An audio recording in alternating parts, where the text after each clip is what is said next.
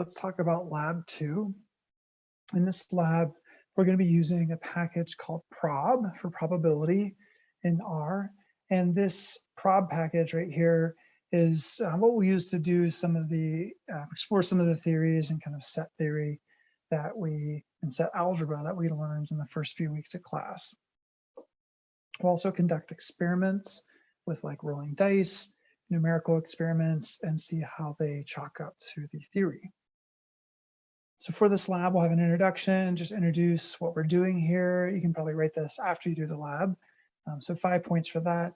Also 5 points for overall formatting and contents. I'm looking for narrative descriptions between code chunks. I'm looking for responses to questions outside of code chunks.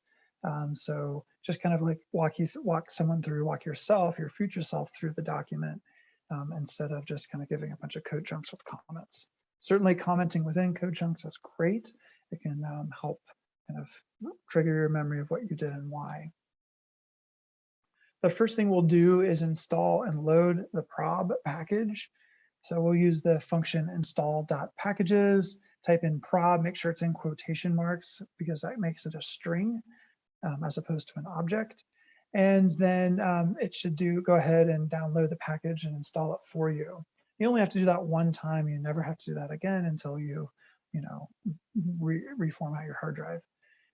Then to load it, to actually use it, we're going to use the library command. So library prob, and I'm just giving you some notations in R Markdown to how you can put that command without it putting all the output. So if you care to make it look neat, you can use these commands in your code chunk just to load the probability package without showing all that stuff. All right, so the first thing we'll do is use the probability package to explore sample spaces.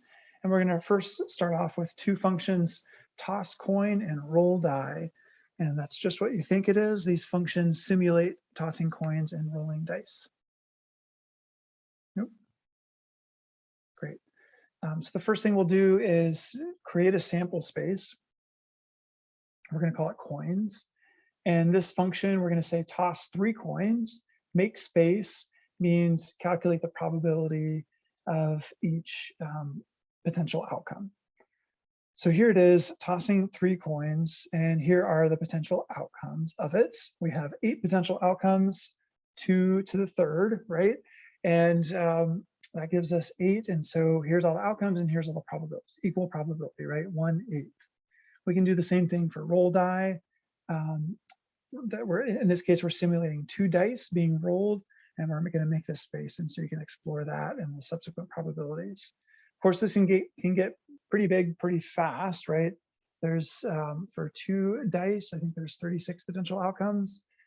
If you do 3 dice, then all of a sudden that can become, the sample space becomes much larger. So we're going to ask you some questions about these functions. If you are confused based on what I presented here, you can always do question mark and then type the function in your console and run that. And that will pull up the help menu for these functions. We also have the cards function, and this simulates a deck of cards, a deck of 52 cards. However, you can also subset it, and so I'm showing you the subset function. So we stored the sample space of a card deck, 52 cards, in this object S, and then we subsetted it into an object A, a different object. So we use the subset function S, and we said, just give me only the suits, and this is really just a data frame, you can see down here. Give me only the suits that are equal to heart, that match heart. And so this double equal sign is a logical operator, and that's what we use when we want to identify things that are true. And so give me everything where the suit is heart. And then here's our new subsetted sample space just with hearts. And so that should have our what was that for? Oh gosh, I don't know how many cards are in a suit. 52 divided by 4. All right. Is that 13? It should be 13. All right. And then here's just another way to do that. And I'm using the subset function. I'm creating a new subset called B. I'm taking the original sample space, which was an S, the 52 cards. And then I say the rank should be within, and this is a funky little operator here, so percent in percent. That just means find everything that matches those within that. So 7 to 9, and so it's going to subset all the cards, no matter what the suit is, that have 7 to 9. And here is that new subset. Here's all the 7s and 9s across the 4 suits. So we can use a bunch of different functions to explore intersects and unions, those subset rules. And so I say use these functions to calculate the probability of A, B, A union B, and A intersect B. And then I give you some examples of how to do that.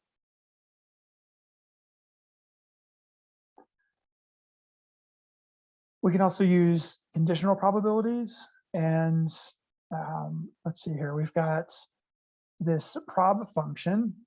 So this is capital P ROB.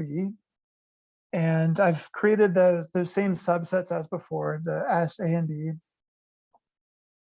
And then I can use this prob function to do conditional probability calculations. And so prob gives you the probability of a particular subset in the entire sample space. And here I'm using saying, what's the probability that I'll see A, a suit equals heart, given B, which is we have everything that's within 7 to 9. And so that says, well, out of that sample space, only 4 of those cards, so 1/4, are going to be hearts. And so that gives us the conditional probability. We can actually do this more directly and say, okay, give me the probability of A and B divided by the probability of B. And so that's just the definition of conditional probability, and it gives us the same answer. So you can play around with that a little bit. Finally, the last thing we're going to do is use this cool function that I like. It's called a simulation function or experimental function. And what it allows us to do is take a sample space, whatever we want.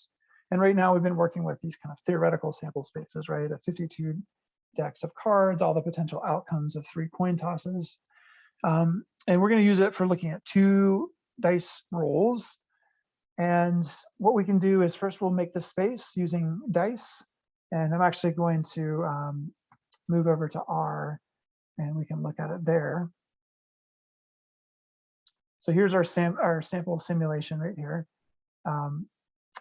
I've created the sample space dice, and we'll just open dice and take a look at that. Here is the sample space. Everything has a 1/36 outcome, right? There's 36 outcomes, and here is all the potential 2 dice rolls that we could have, right? Equal probability across those. Now let's run the experiment. So I'm going to call it experiment, a new object, and I'm going to use this function called sim. So sim for simulate. I want to simulate based on the sample space I made, the 2 dice rolls. And I'm going to basically choose randomly from that sample space 100 times. So n trials, or number of trials, is equal to 100. This could be whatever I want it to be. I could make it up to 1,000,000, right? But we're just going to start off with 100. So we'll run that, and we'll just look at the top 6 or so that come out of that. Okay, so all it is simulating. These are just random dice rolls, as if we were passing 2 dice around the classroom and each of you took a turn, and we did that 100 times. So it's not going to be that perfect theoretical value. It's just going to be a random, quote unquote, simulation. Now we'll use the empirical function, and the empirical function simply, and we can just look that up real quick. So I'm going to do a question mark, empirical.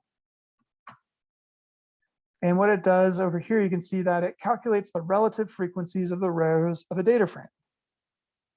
You can use it for any data frame, but because we have this numerical experiment here, empirical will give us the relative probabilities of all the outcomes from our experiment.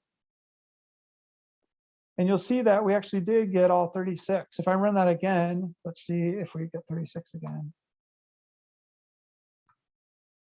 In this case, we only got 33. So it is, pretty random, meaning we're not going to get all the potential outcomes every time we do an experiment of 100 rolls.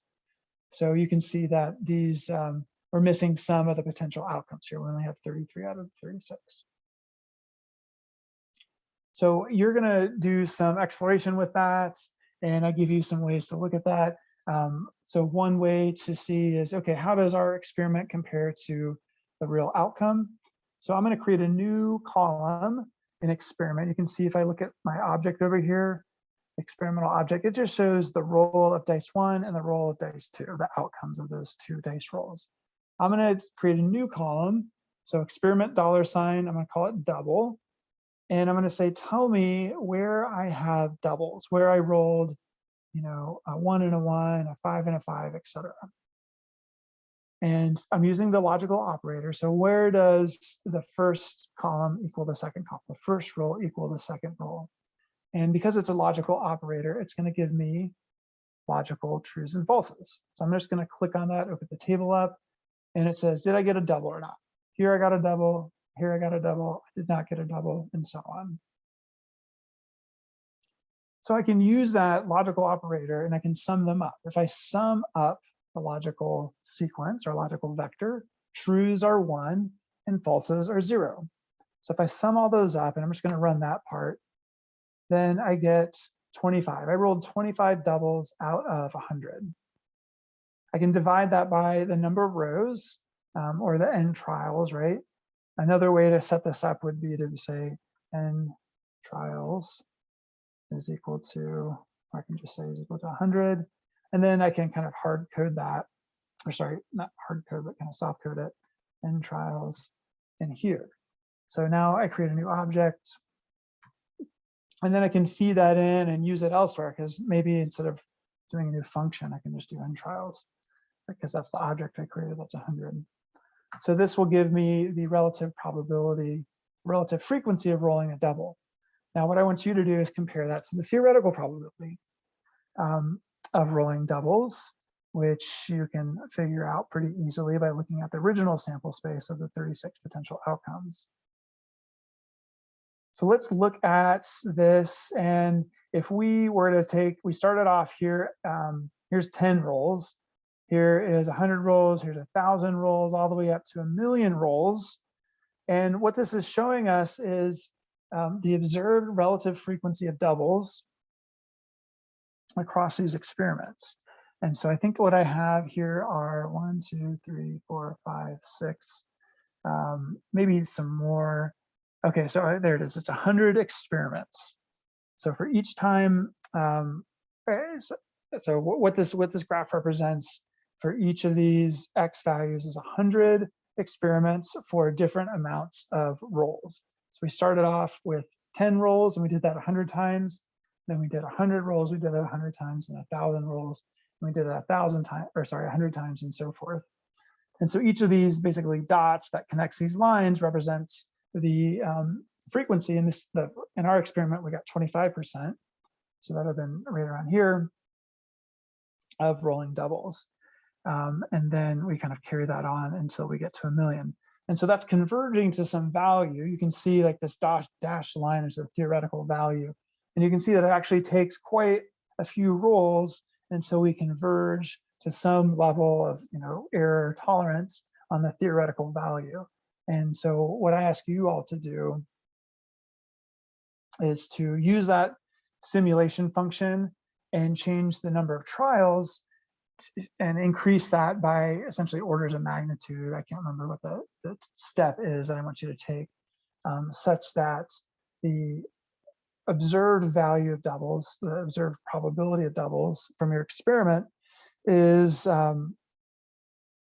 less than the difference between your observed frequency and the theoretical frequency, which is 1.66666, is less than 1 times 10 to the negative 3. So this would be some error threshold that we just define, below which we say we've converged and we found the theoretical probability. So you're going to just change n trials until you get an absolute probability that's close enough. And just note that every time you run it, it's going to be a little bit different. Even for 100,000 trials, it's still going to be random from one to the next. And so the numbers are going to be a little bit different each time, but you'll get close pretty quickly and you'll figure it out. So I say, I think let's see here. You know, try to find the nearest 100,000 or something like that. So that is what we're doing. Write a quick summary. You do have an extra credit option to write a for or a while loop to increment end trials by steps of 100,000 until you converge on that definition of convergence, which is the difference between your simulated probability and your theoretical probability is less than 1 times 10 to the negative 3.